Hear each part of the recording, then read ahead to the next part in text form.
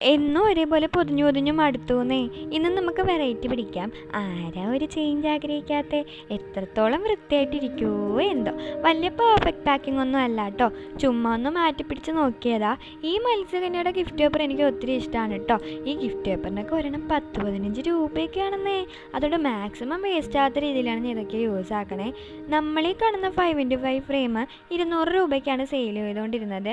അപ്പോൾ ഒരു കസ്റ്റമർ വന്നിട്ട് പറയുക ഇത് നഷ്ടമാണെന്ന്. എങ്ങനെയാണിത് നഷ്ടമെന്ന് എനിക്കറിയില്ല. ഞാനും കുഞ്ഞിയും കൂടി പിന്നെ ഇരുന്ന് ഇതിൻ്റെ റേറ്റിലൊക്കെ മാറ്റം വരുത്തി. റേറ്റ് കുറച്ചതല്ല കേട്ടോ, കൂട്ടുകയാണ് ചെയ്തത്. ഇന്നലെ ചിലവും കാര്യങ്ങളും നോക്കിയപ്പോഴേ ഞങ്ങൾക്ക് ആ സത്യം മനസ്സിലായത്.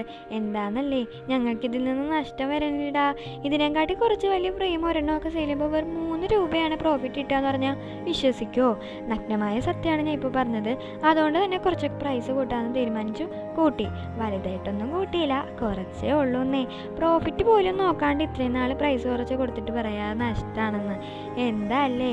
അപ്പോൾ എന്തായാലും ബൈ ബൈ.